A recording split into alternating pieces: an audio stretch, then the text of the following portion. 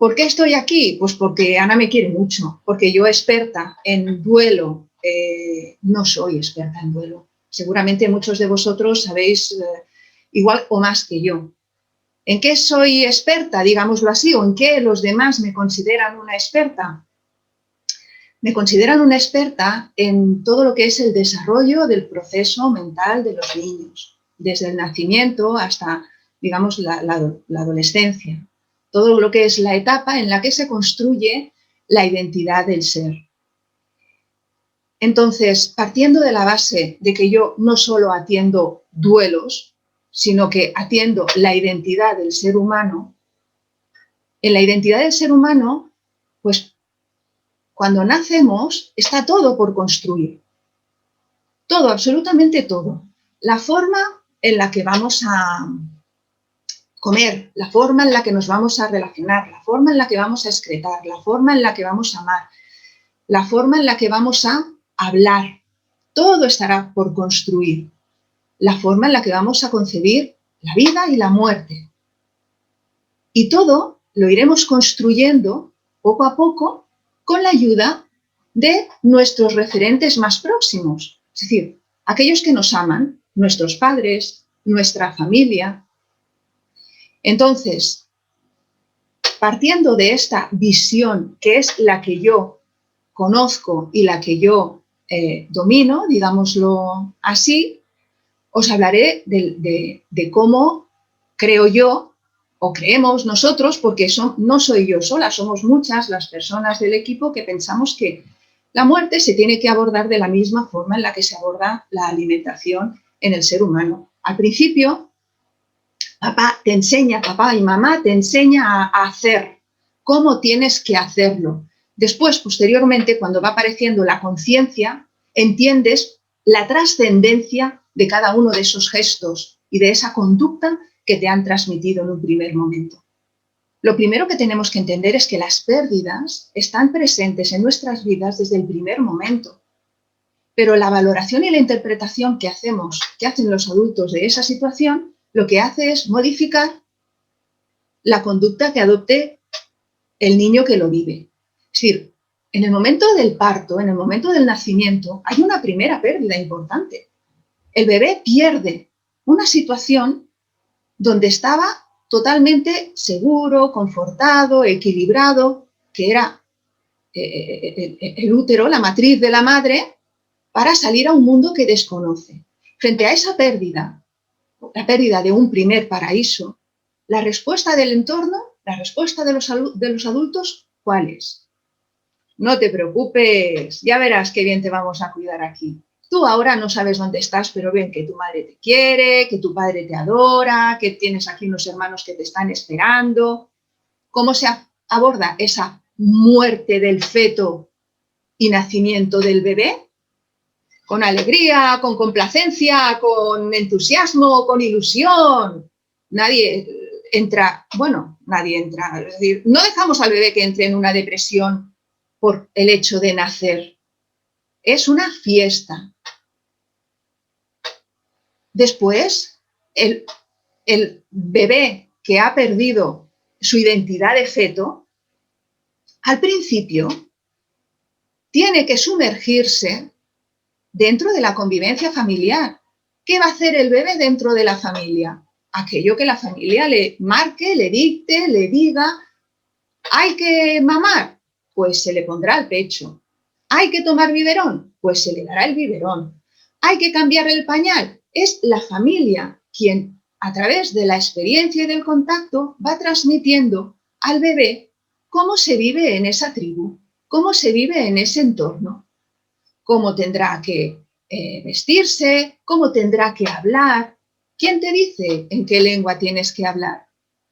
Nadie te dice, hijo mío, te voy a enseñar catalán, te voy a enseñar inglés. No, sencillamente lo que haces es mostrarte ante él y dejar que él esté muy cerca de ti.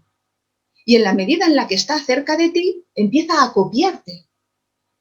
Y si tú hablas eslovaco, pues tu hijo y tu hija hablarán eslovaco, sin preguntarse por qué. Sencillamente es así, se hace así.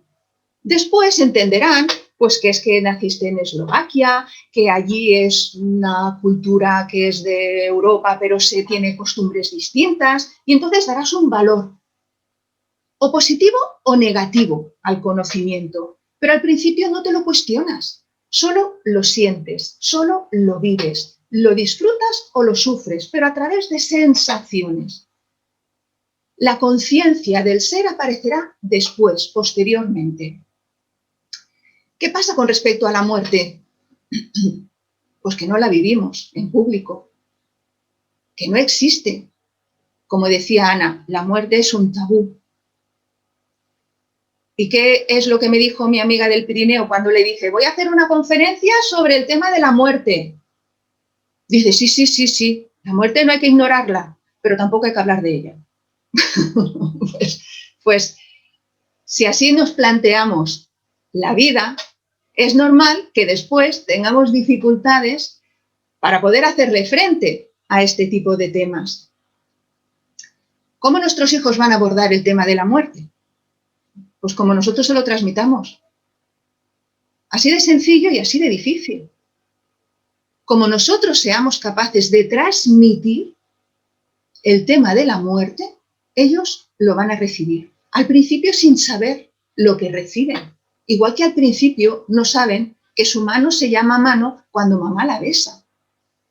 Se enterarán después. A partir de los 2 añitos y medio, 3 añitos, le diremos, ¿dónde es la ma? ¿Dónde está la mano? Y el nene se la mirará. Pero ¿y cuántas veces esa mano ha sido besada, acariciada, abrazada, antes de que el niño tenga la conciencia de que eso es su mano? Con la muerte pasa igual. ¿Por qué? Porque en el cerebro las cosas, las identidades se construyen así. Si nosotros dejamos que los niños entren dentro de nuestras vidas, los niños se pasearán por todos los rincones de nuestra mente y todos los espacios que tengamos cerrados se quedarán a la puerta y no podrán entrar. Nuestra sociedad durante mucho tiempo ha tenido pues, temas tabús como por ejemplo el sexo y la muerte. Y esos temas los hijos quedaban fuera de ellos. El tema del sexo ha ido cambiando y ha ido evolucionando. No significa ni para mejor ni para peor, porque todo lo que el niño conoce ha de ser armónico con respecto a su capacidad de entendimiento. No por darle más comida, el niño estará mejor alimentado. A lo mejor lo que le provocamos es una indigestión. Pero tampoco podemos tenerlo sin comer, porque entonces se morirá de hambre. En el tema de las ideas pasa lo mismo que en el tema de la alimentación.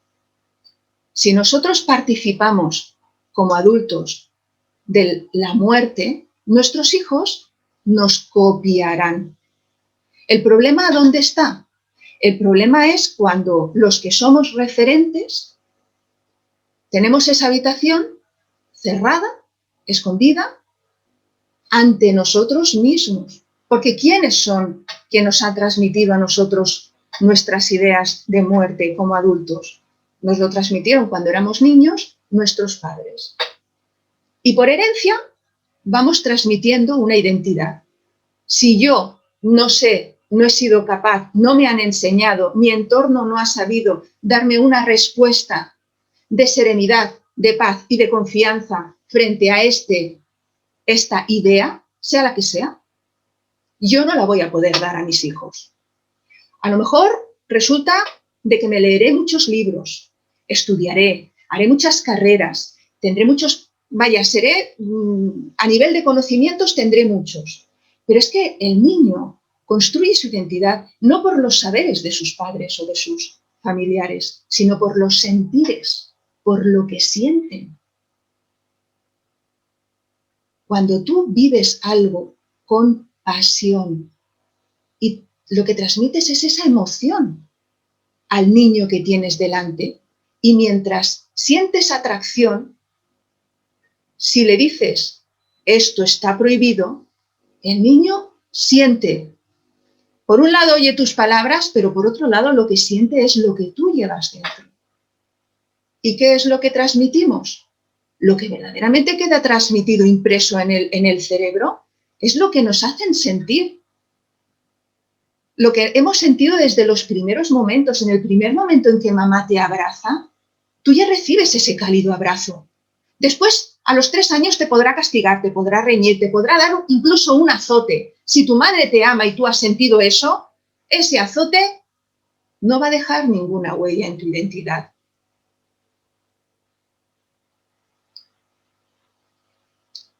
¿Qué pasa con el tema de la muerte? Pues que no tenemos a nuestros niños presentes, porque es un tema que, como decía mi amiga, no hay que ignorarlo, pero no hay que hablar de él. Y esto sin entrar en los valores espirituales que cada uno pueda tener. La muerte es un concepto que tiene que trascender, igual que trascienden, igual que deben de trascender todos los conceptos de nuestra vida diaria. Al principio comes las judías porque tu mamá te da judías. Después entenderás que las judías no solo se tienen que comer porque tu madre te las dice, sino porque forman parte de una alimentación nutritiva adecuada. Y con esto, todos los conceptos, todas las ideas. ¿Qué nos está pasando? Pues que, entre otras cosas, que la pandemia nos ha puesto ante todos una realidad que hemos estado escondiendo, ocultando.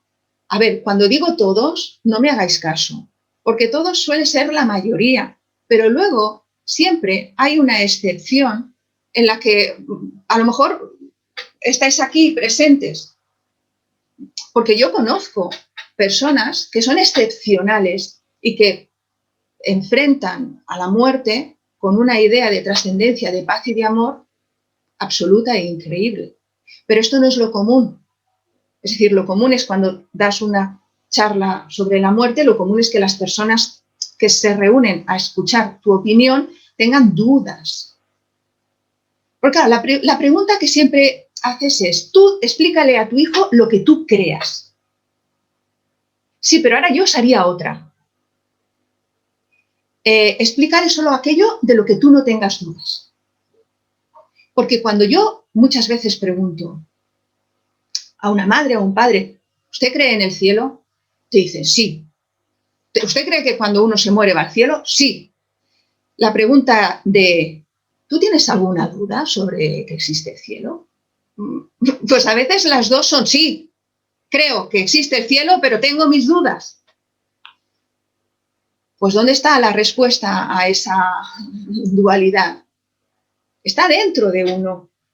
Si tenemos que dedicar a formar, si tenemos que dedicar a transmitir, si tenemos que dedicar a enseñar, lo primero que tenemos que conocernos a nosotros mismos para saber quiénes somos y para dejar que el niño se empape de aquello que somos nosotros. Cuanto más transparentes seamos, cuanto más aceptemos todo aquello que conocemos de nosotros mismos, más fácil será al niño vivir a nuestro lado, entendernos y copiarnos. Pero esto es un concepto que no está de moda, esto es una idea que no está de moda. No está de moda aceptar la vida, sea la que te viene encima, y amar lo que no te gusta de ella. Lo que está de moda es, vamos a hacer que lo que no nos gusta sea gustoso. Pues no, es que hay cosas que son, es decir, es que cuando te mueres, te mueres. Ahora, ¿puedes morirte y seguir vivo en el otro? Aquí la idea importante es que todos los educadores tenemos que saber que el morirse no es solo que el cuerpo desaparece. El morirse es que la persona que se ha muerto, ¿qué te ha dejado en ti? Que va a seguir viviendo en ti, aunque ella no esté. El otro día me decía una compañera, porque a mí me han ayudado muchas personas a preparar esta charla, y me decía, mira, Adelina, es muy bueno que cuando alguien se muere, pues imagínate que se muere la abuela, ¿vale? Pues que un objeto de la abuela pues se lo den al niño, es decir, para que el niño tenga un recuerdo de la abuela. A mí me parece estupendo que tenga recuerdo, que tenga objetos, me parece estupendo. Pero eso no calma el miedo, eso no calma la soledad. Lo que verdaderamente calma el miedo y la soledad es todo lo que la abuela te ha dejado en ti, que aunque ella no esté, sigue existiendo en ti. Y si mi abuela me ha dicho que soy inteligente, con mi inteligencia haré una herramienta para seguir amándola esté donde esté. Es una forma de hablar metafórica, pero es así. Los objetos desaparecen. El primero es nuestro cuerpo. Pero pensad, ¿qué sociedad, qué tipo de sociedad somos? Que cuando nacemos y nos ponen en brazos de nuestra madre o de nuestro padre, ellos no saben absolutamente nada de nuestro futuro. No van a saber si los ojos los vamos a tener azules o marrones. No saben si iremos a la universidad o no iremos a la universidad. No saben si necesitaremos usar plantillas para los pies o no, si usaremos gafas. No saben absolutamente nada. Todo está por descubrir. Lo único que saben es que la vida tiene fecha de caducidad. Y es lo último que nos preocupamos en enseñar.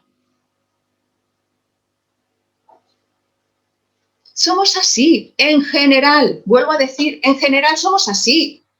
Es decir, lo que no nos gusta, pues no lo hablamos, no lo tratamos, lo escondemos y pues eso. Levantamos la alfombra, dejamos el polvo y volvemos a poner la alfombra. ¿Cuántas veces hemos llegado a una casa y nos han dicho, pasa, pasa, mira, justamente ahora estábamos hablando de la muerte? No, estábamos hablando de fulanito, estábamos hablando de menganito, estábamos hablando de muchas cosas, pero de la muerte no menciones esta palabra. ¿Por qué? Porque me da miedo, porque me asusta, porque me entristece. ¿Y esto es bueno? Esto es sano. Esto es sano, por Dios. Esto es lo más sano que puede sentir uno. ¿Qué pasa cuando el niño pregunta sobre algo que después despierta angustia en sus referentes, en papá y mamá? Pues que si sus referentes y papá y mamá no saben abrazar su angustia, su soledad y su miedo, no podrán abrazar la soledad, la angustia y el miedo de su hijo o de su hija. Y esto es así, nos guste o no nos guste. Los primeros que tenemos que amarnos a nosotros, aceptarnos y querernos en nuestras limitaciones, y tenemos la responsabilidad de aquello que no sabemos hacer, pues intentar aprenderlo. ¿Para qué? Para dejarlo en herencia a nuestros hijos, pero no como objetos, no, como identidades. Es lo único que podemos transmitir. Pero esto no está de moda, esto no se lleva, esto además, ¿sabéis el trabajo que da todo esto? ¿Sabéis las horas y horas y horas de estar al lado de esa persona repitiéndole una y otra vez algo que primero tienes que sentir dentro de ti para poder darlo al otro? Porque si no lo sientes, no vale. Todos decimos, mira que se lo he dicho veces, pero ¿qué le has dicho? ¿Y cómo lo has dicho? Y la respuesta es que no he sabido hacerlo de otra forma. Bueno, no te preocupes, pero resuélvelo, intenta repararlo. Intenta entenderte tú a ti misma o a ti mismo. Y sobre todo, intenta aceptar todo lo que eres, todo lo que sientes. ¿Que tienes miedo a la muerte? Pues claro, claro, ¿cómo no se va a tener miedo a la muerte? Pues es normal. ¿Que te hace despertar ideas de soledad, de angustia? Es normal que pueda aparecer todo esto. Y todo este tipo de sentimientos, sensaciones, ¿cómo las calma el ser humano? ¿Cómo puede calmarlas? Bueno, en nuestra sociedad ya tenemos la respuesta. Vas al médico, te manda ansiolíticos, antidepresivos, y eso es una respuesta. ¿Cómo se valore esa respuesta? Eso ya es asunto de cada uno. ¿Cuántas personas, cuántas familias conocemos que al morir una persona de su entorno han tenido que recurrir al médico para que le ayude a hacer frente a una situación que no sabían resolver de otra forma? Pues están transmitiendo a sus descendientes que esa es la única solución que han sabido atender frente a este hecho. Buena, mala, eso cada uno que lo juzgue. Es decir, eso a los profesionales no nos toca juzgar. En todo caso, nos toca, pues, dar testimonio de lo que nosotros creemos y pensamos. Pero es que, claro, es mucho más fácil tomarte una pastilla y no pensar en ello que abrazar tus propias lágrimas y besarlas. Y sentir que aquello que no existe en lo físico sigue existiendo en lo espiritual. Eso duele un montón, pero cura también. Bueno, no cura también, cura. Las pastillas no curan.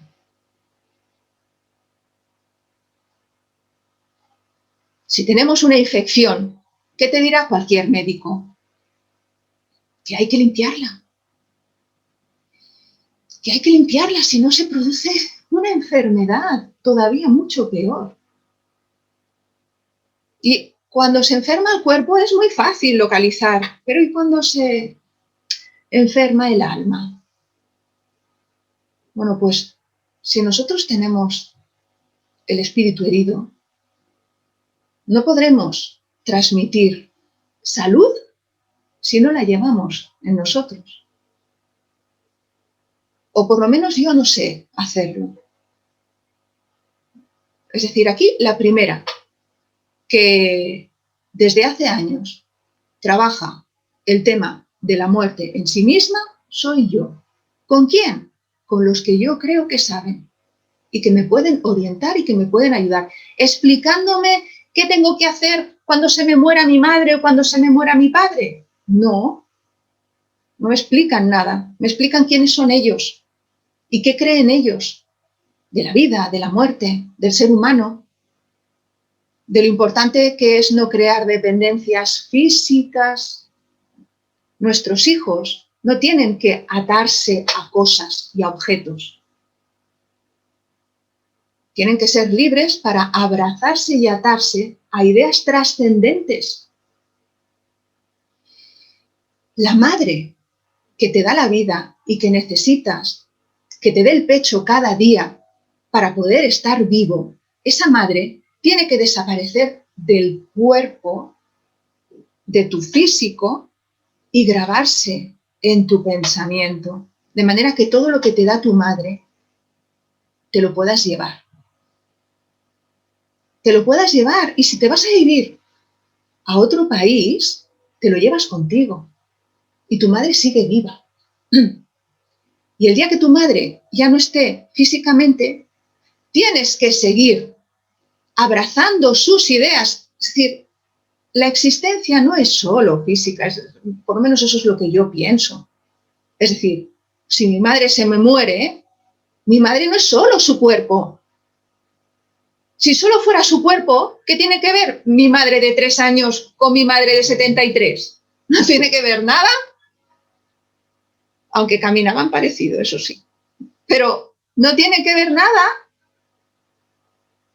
La vida no es solo la carne, sino lo que transmitimos, lo que somos y lo que transmitimos. Entonces,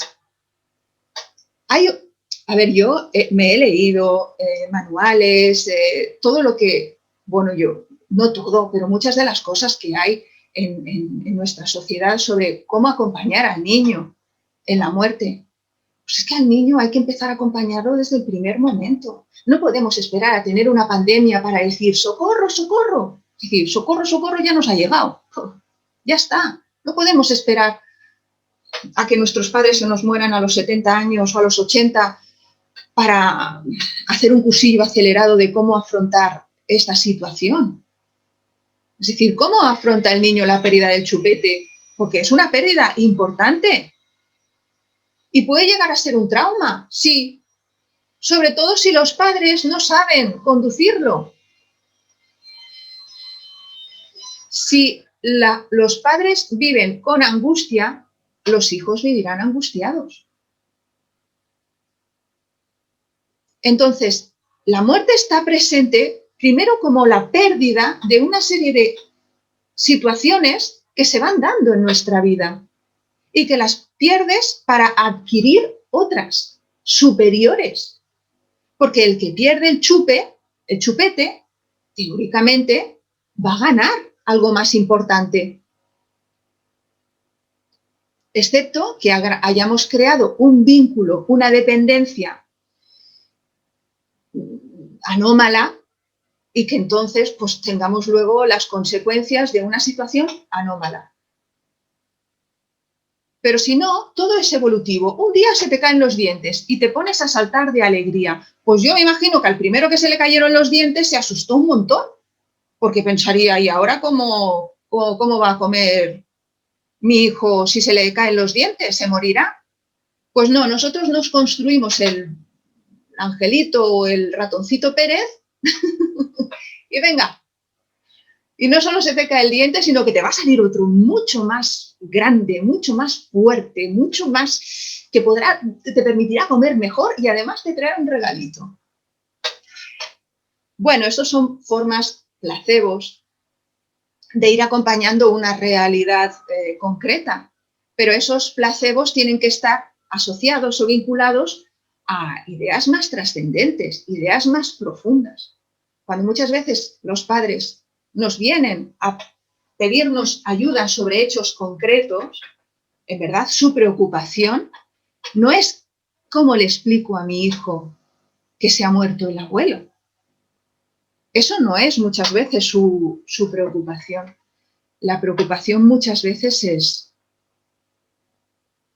¿dónde está mi padre ahora?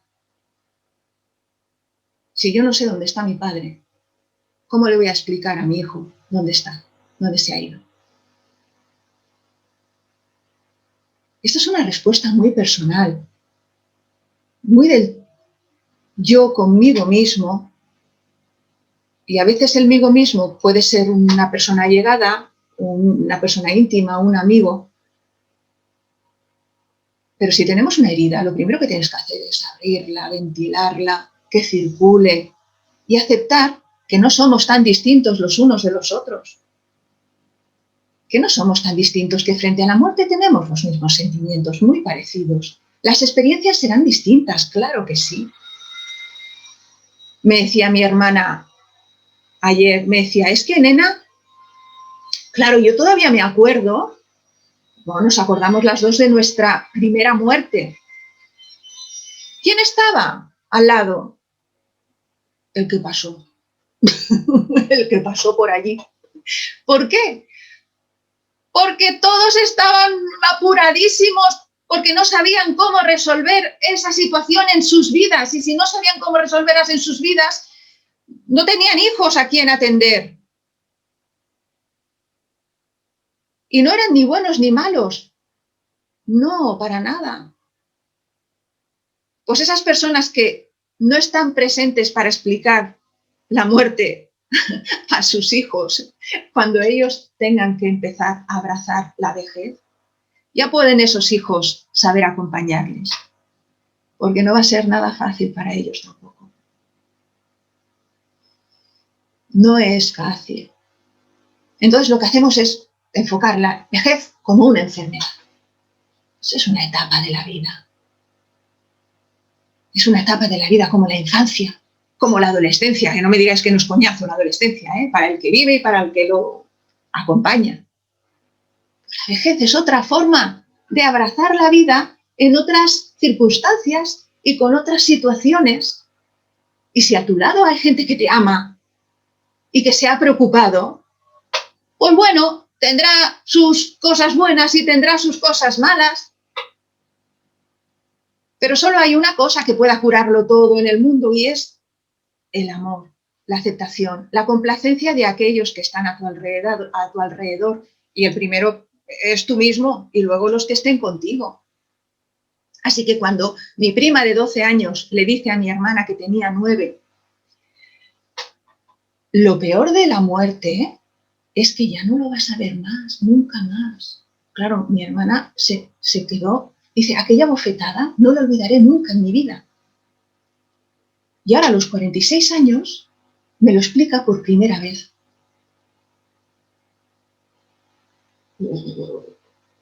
Sí, somos así, tenemos bofetadas en el alma, las cuales escondemos, ocultamos y pretendemos que luego nuestros hijos no se enteren de nuestras dudas, de las dudas que nosotros llevamos con nosotros mismos.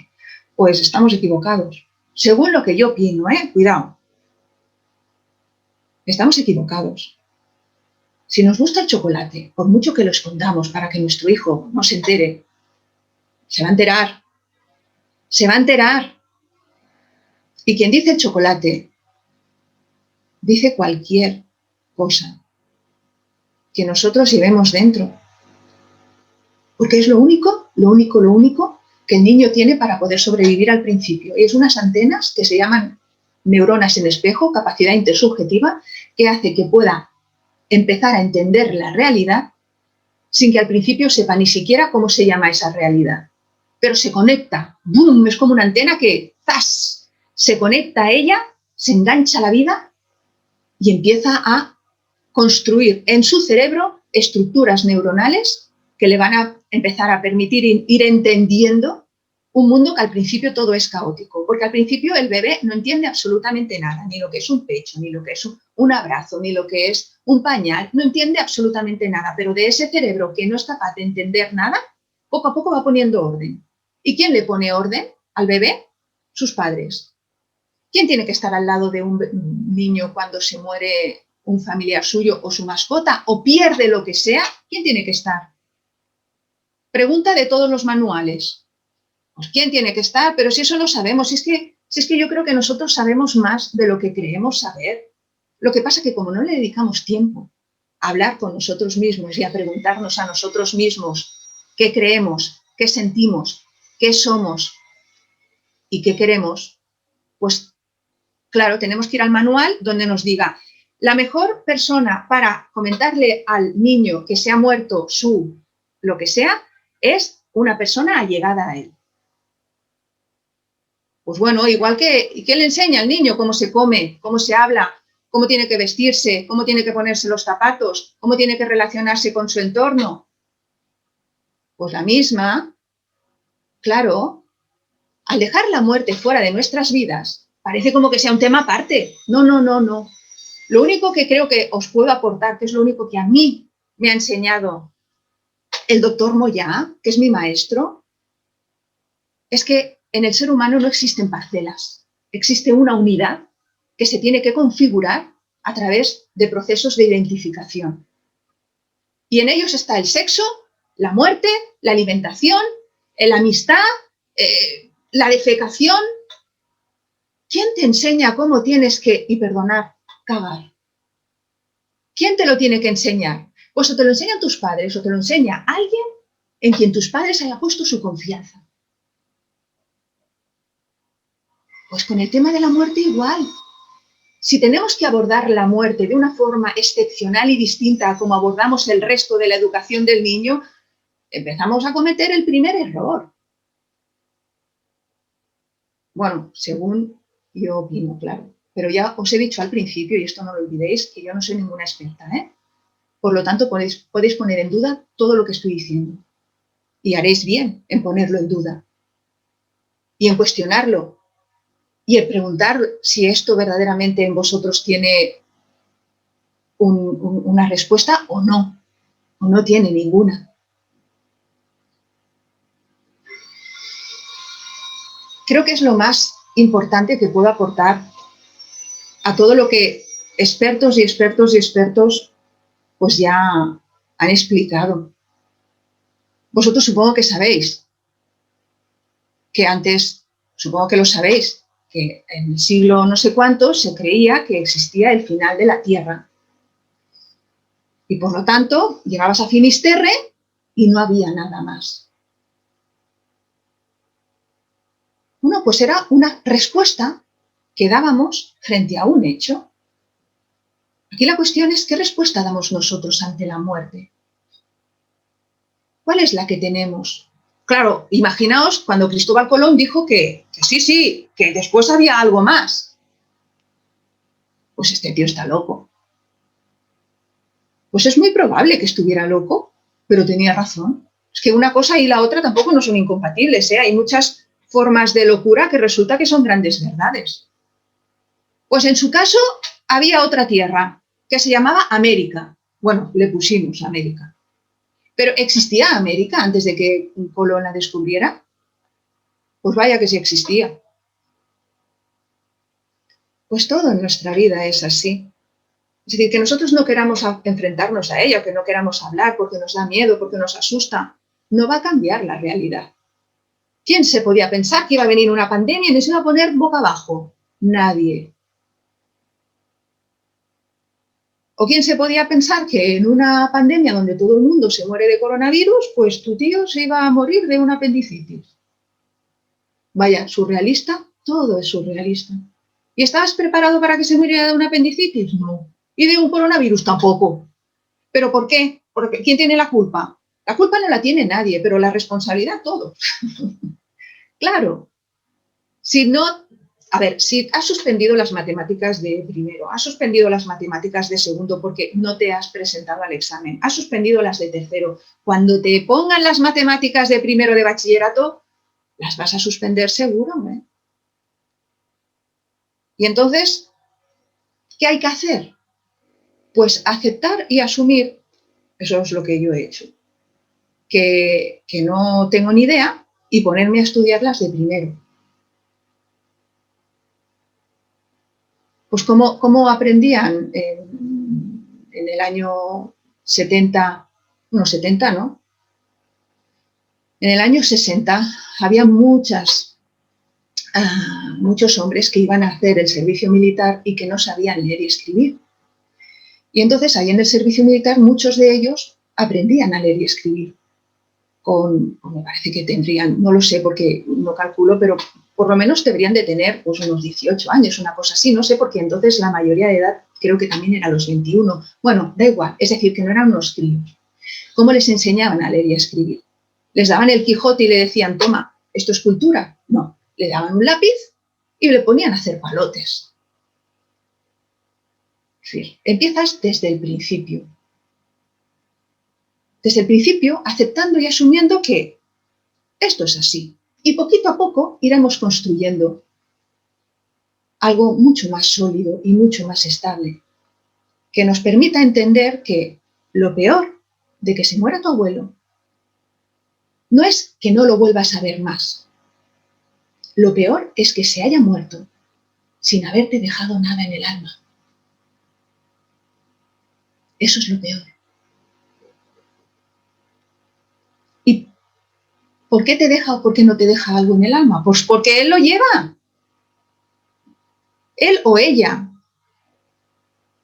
Entonces me diréis, es que yo a este ejemplo no me sirve porque yo tengo la experiencia con una mascota. Pues aplícalo a lo mismo. Aplícalo a lo mismo. ¿Qué es para ti? Y cómo le transmites a tu hijo lo que es para ti y qué valor le das, porque hay muchas casas en las que las mascotas son valoradas y en otras casas no son valoradas. Pero ¿valoras el objeto o valoras la trascendencia del objeto? Muchas veces nos podemos a discutir sobre el objeto y nos perdemos en tonterías de, pues si es que, no sé, un hámster es igual que el abuelo. Pues no, mi abuelo corría más cuando era joven. No se trata del objeto, se trata de lo que trasciende, de la idea trascendente que tú le quieras conferir a cada relación. Y esa es personal. Esa es personal, la transmites a tu hijo desde que le estás dando el pecho o desde que juegas con él a fútbol cuando tiene 3 años. Es personal, no queramos que todo sirva para todos, porque no sirve. no sirve. Sí. El niño tiene que estar presente en la vida de los adultos y los adultos tienen que estar viviendo su vida dejando que los niños pregunten. Pero cuando preguntas y tú no tienes respuestas, es cuando aparece la angustia del adulto. Y esa angustia del adulto muchas veces la calma ignorando y cerrando. Muchas veces no dice, esto no me lo preguntes más. A nosotros nos decían, esto es cosa de mayores. Bueno, nos decían eso, nos daban una respuesta, porque ellos no sabían, en verdad, explicarnos a nuestro nivel, bueno, pues sobre lo que nosotros preguntábamos. Pero ahora seguimos haciendo lo mismo, porque hay miradas nuestras que transmiten a los niños, cállate y pórtate bien y no digas nada. Y entonces viene tu prima y te dice, lo peor es que ya no lo vas a volver a ver nunca más. Y si estabas sola, te quedas más sola todavía.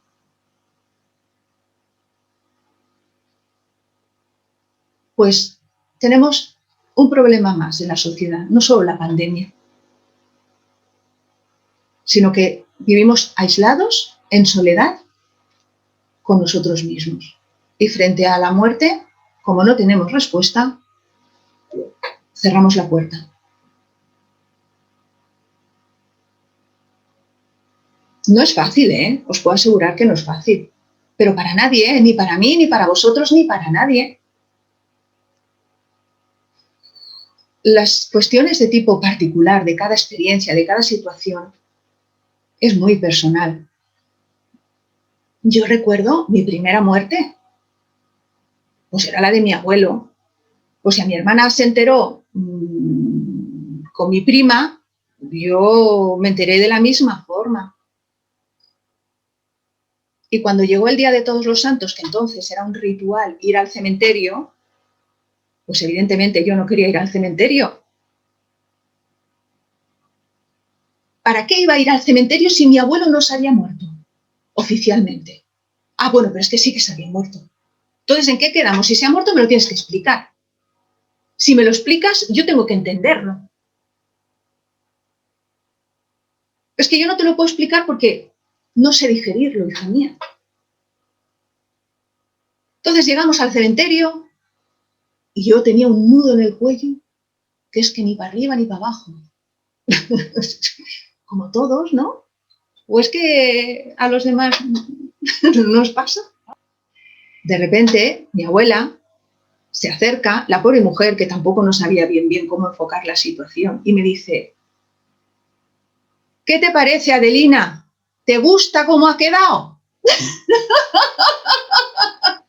Y yo estallé llorando. ¡Oh! No me gusta que mi abuelo se haya muerto. ¿Cómo me iba a gustar? Pues esto es mío. Y si yo quiero, no tiene por qué ser de mis hijos. Pero ¿quién tiene que hacer el paso? Yo. Soy yo la que tengo que madurarlo. No puedo pretender que aquello que en mí ha dejado una huella, si yo no resuelvo esa huella, la resuelva el Espíritu Santo. Que puede hacerlo todo, ¿eh? Cuidado, ¿eh? El Espíritu Santo puede hacerlo todo, pero también es importante. Bueno, es que yo soy creyente. También es importante que nosotros participemos de ello. Y pongamos, seamos o no seamos creyentes en cualquier religión. Lo que sí que somos es responsables de transmitir aquello que creemos que es lo mejor para nuestros hijos.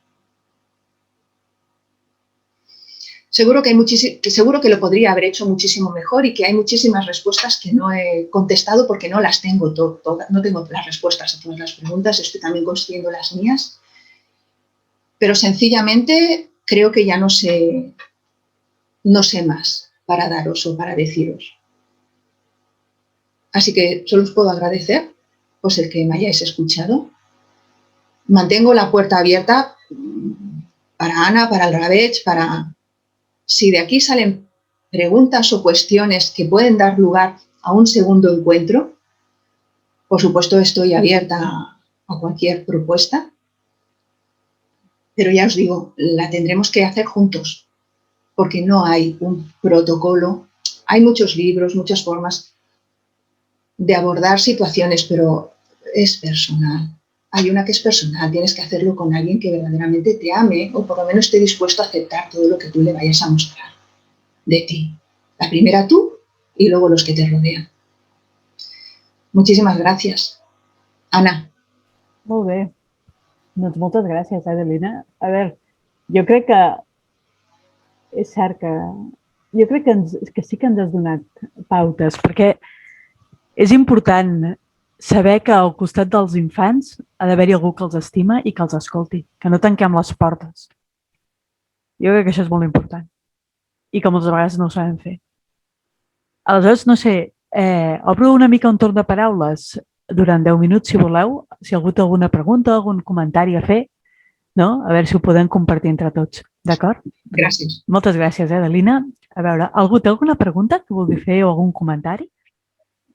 A mi, deixeu-me dir només una cosa. A mi una cosa que em sorprèn del nostre món, a banda de que de l'amor és com que no se'n vol parlar, és el fet de que tan poca gent tingui una esperança en que més enllà hi pot haver alguna cosa.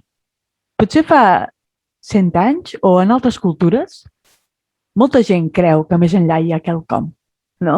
Quelcom que no té per què ser dolent, no? Que pot ser un pas diferent, no? de la vida que tenim a una altra. No? Mentre que actualment a mi em dóna la sensació que això, en la nostra societat, com a mínim, cada cop és més difícil de trobar. No? Ens tanquem totalment a l'esperança. I, home, a veure, que potser una evidència no tens, òbviament, però que tancar-s'hi a l'esperança amb un portasso doncs, també sembla una cosa estranya. No sé, penso que és una reflexió que volia fer perquè és una cosa que sempre em sorprèn, no? És a dir, ningú té ni idea, potser ni cap certesa, no? Però el tancar-se tan fermament sempre m'ha sorprès molt, no? Per tant, penso que és bo que ens fem nosaltres la reflexió per poder donar el millor que tinguem als nostres fills quan ens pregunten, no? Amb tota la sinceritat. No sé, algú més vol fer algun comentari? Yo creo, Adelina, que esto que has dicho de las puertas cerradas es muy importante y que la muerte es un tema que tenemos cerrado en puertas y bajo llaves y entonces cuando nuestros niños experimentan una pérdida, nosotros no sabemos mostrarnos y no queremos que sufran, que es otro tema también que la mayoría de los padres queremos que nuestros hijos sean felices y con el tema de la muerte no vemos felicidad ninguna. Entonces lo escondemos y los hijos se quedan perdidos. Yo por las experiencias que he tenido, ¿vale? Y a veces se crean, lo que dices, quedan de tu abuelo, ¿no? Con tu hermana, que quedan como, puede quedar heridas muy, muy importantes en los niños que no nos damos cuenta. Por ejemplo, mi sobrino cuando murió nuestra mascota, que para nosotros es más que una mascota, dijo, si hay que sufrir tanto, prefiero no tener a ninguna mascota nunca más, ¿no? Y yo le dije, quisiste un abuelo y disfrutamos del tiempo que estuvimos con él, hubieses preferido no tenerlo. Y se quedó como pensando, ¿sabes? Que, no sé si me explico, que a veces pueden dejar heridas muy importantes, cosas que no damos importancia, eso por un lado, y luego el llorar, que no nos gusta llorar delante de los niños y que nos ocultamos. Y hay que llorar y no queremos, porque a mí me ha pasado, ¿sabes? Que cuando murió mi padre, mi sobrino decía, ¿dónde está? Me acuerdo un día en la Castañada, que estábamos todos juntos, y yo fui la primera en irme, sin contestarle. Y soy psicóloga, o sea que... Me parece que se ha ido. Mapi, sí, t'estem perdent la veu, eh? Mi maestro, el doctor Moyá, siempre nos decía y nos dice que sin frustración no hay desarrollo. Pero esto es, como producto, es un mal producto, no vende. Buscamos, con lo que dice Mapi, buscamos que nuestros hijos sean felices, pero para aprender a ser más que felices, armónicos, tienes que ser capaz de enfrentar pues las circunstancias también que te acompañarán en la vida y que no van a ser todas en positivo. Es decir, hay cosas que a todos nos pasan y que a todos nos van a pasar y eso no es motivo, como decía ella, para no seguir viviendo. o por lo menos para no seguir teniendo esperanza y confianza. Por lo tanto, ¿se me oye? Sí, sí. Sí. Adelina, entiendo también, pensando en la situación inmediata de un niño que se encuentra cara a cara con la muerte, de entrada, a nivel global, lo importante sería que tuviera las personas allegadas, personas próximas, a las cuales la criatura tiene confianza, que le acompañen en esa situación que formalmente es embarazosa o de entrada no agradable, ¿no? Que implica un dolor, pero vivirlo con él. Es decir, la respuesta ya no es solo lo que vive el adulto también para transmitirlo, sino que también que el niño sienta que lo vive con él, con el adulto, que juntos pasan por el mismo camino, ¿no? Y desde aquí la posibilidad de crear camino juntos y posibilidad de ir intentándolo vivir pues con paz, serenidad, que también incluye pues lo que apuntaba también Mapi, ¿no?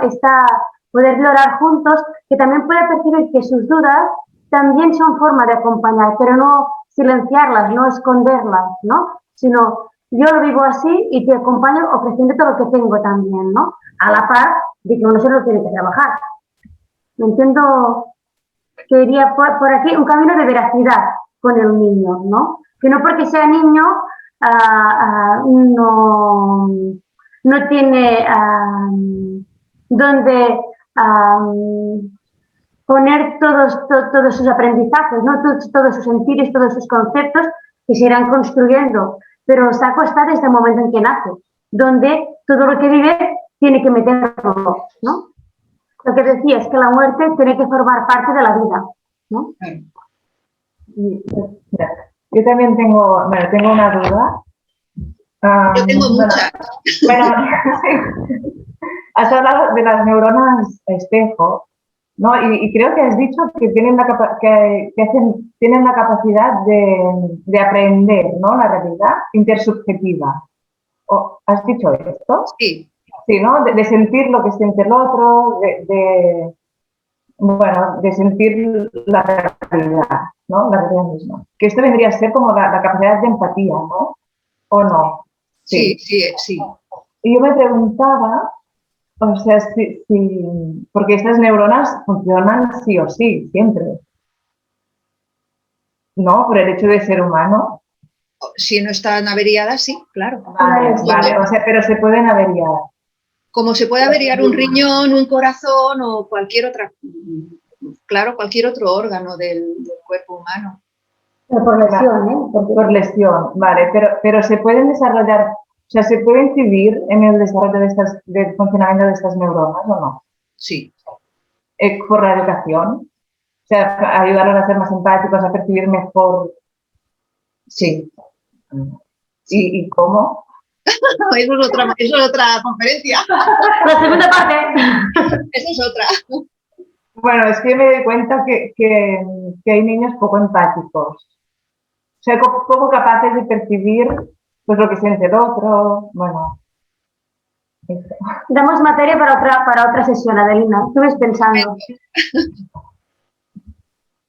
Yo quería hacer una duda. Yo tenía una duda también. Yo tengo, por ejemplo, el caso de un alumno, soy maestra de primaria, que le tiene mucha aversión a hablar de la muerte. De hecho, le da mucho miedo hablar de la muerte y le genera mucha ansiedad. Yo soy alguien que la verdad es que me gusta tratar el tema en clase. De hecho, lo he tratado en más de una ocasión, sobre todo en el ámbito cuando hacemos religión o en las horas de tutoría, porque a veces... Pues es verdad, estamos en un momento complicado en el que tengo pues, niños que han perdido muchos abuelos o familiares cercanos, o a veces es una mascota. Entonces, me gusta hablar con naturalidad y es verdad que se generan momentos muy bonitos en el aula, pero aún no he conseguido como quitarle esta ansiedad a esta criatura, ¿no? En el momento de hablar de la muerte, porque aunque intentas tratarlo con naturalidad, usas metáforas también a veces, ¿no? O cosas de la naturaleza pues que evolucionan o que mueren. es un tema que a él le genera mucha ansiedad. O sea, él, por ejemplo, ve Coco de Disney y no la puede ver porque lo pasa muy mal. Lo pasa muy mal. Y era por si me podías dar alguna estrategia o herramienta a la hora de trabajar este tema. No sé. Es que seguramente tú lo que estás haciendo es correcto. Pero claro, excepto que lo adoptes y le intentes transmitir tu identidad. Es decir, todos somos hijos de nuestros padres y en ese ambiente es en el que imprimen todo. Lo que sentimos, lo que pensamos, lo que creemos, sobre todo en estas edades que tú estás hablando de 6 años. A esta edad la familia tiene mucho peso. Entonces, no es que tú no consigues llegar porque tú estás haciendo algo mal, es que probablemente lo que estás haciendo le estás aliviando. Es como estás construyendo una ventana por la que respirar, pero no es suficiente. No es suficiente. Estos aspectos siempre se tienen que abordar desde el entorno familiar, afectivo, profundo, desde donde verdaderamente tú has vivido esa situación. Es decir, que venga tu vecina a decirte que se te ha muerto el abuelo no resuelve nada.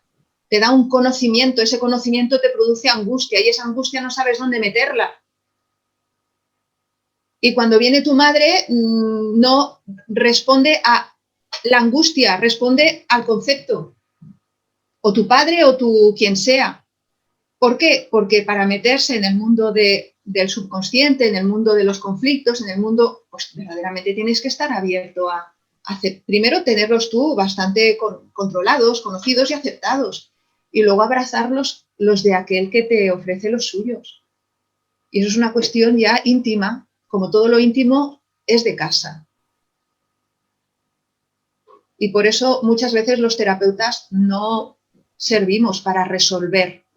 Lo que hacemos es paliar, acompañar, ayudar a que tenga una forma de expresión, pero es en familia. Es decir, todo lo que es prevención es lo mejor. Es decir, lo mejor sería que cuando un matrimonio va a tener un hijo, va a decidir tener un hijo, supiera a lo que se enfrenta. Lo supiera en positivo, porque luego en negativo puede venir, vaya, todo lo malo que tú te puedas imaginar y que yo me pueda imaginar, pero en positivo tendríamos que saber cuál van a ser a qué nos vamos a tener que enfrentar, porque muchas veces aceptamos responsabilidades en momentos de euforia, de oh, qué bien, cómo nos amamos, qué felices que somos, todo nos va a ir bien en la vida. Y en esos momentos no se pueden tomar decisiones importantes, pero es cuando las tomamos en la juventud. Entonces claro, tenemos que seguir madurando y creciendo. Tener 15 años o tener 18 años no justifica que podamos hacer tonterías o podemos equivocarnos y que luego estas tonterías tengan que seguir adelante. Tenemos que intentar seguir creciendo y aceptar, bueno, pues nuestras limitaciones. Es decir, yo no soy la mejor para dar una charla sobre duelo. Yo soy alguien más como vosotros que va haciendo el mío y va construyendo, pues, como puede, mecanismos y herramientas para intentar ser una persona más equilibrada, armónica, capaz de amarse más a sí misma y amar, por lo tanto, lo que los otros me muestren de sí mismos. Però ànimo, Marta. Gràcies. Jo volia dir una cosa sobre l'empatia, si la Marta ha acabat. Tu has acabat, Marta? Bueno, això que heu dit de l'empatia, jo també penso que seria molt bon tema per una altra xerrada. Sobre el tema neuronal, és molt interessant. Jo soc mare de 3 fills, uns tenen més empatia que els altres, és clarament descrit, això no sé si és el tema de genètica, ja portem, però realment jo el que aprenc cada dia és que l'aprenentatge i l'educació és com la gota malaia, és cansat, és cada dia, vinga,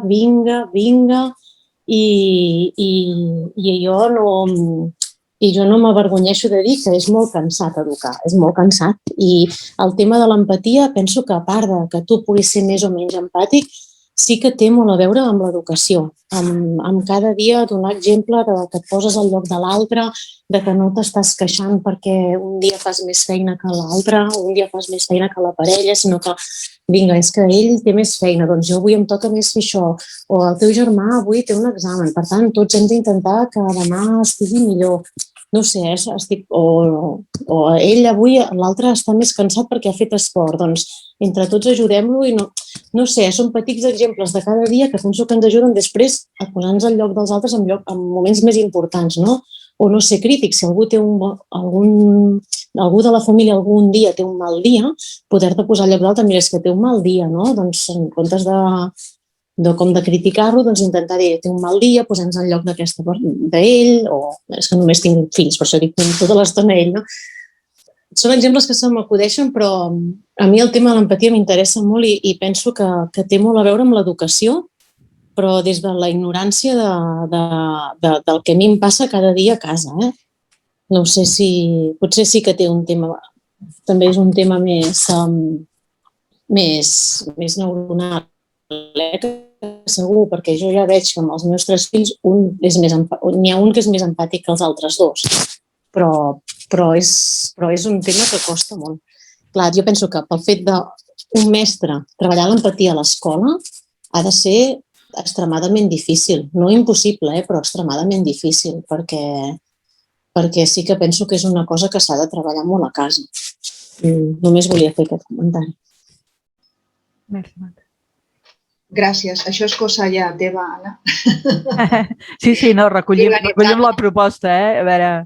Gràcies. Sí, que segur que és veritat, a més a més. I segur que és molt difícil, I segur que en el món que estem sembla que cada dia sigui més complicat això de l'empatia i posar-se al lloc del veí. Alguna altra pregunta que vulguem fer a l'Adelina? No? Doncs, si us sembla, tanquem.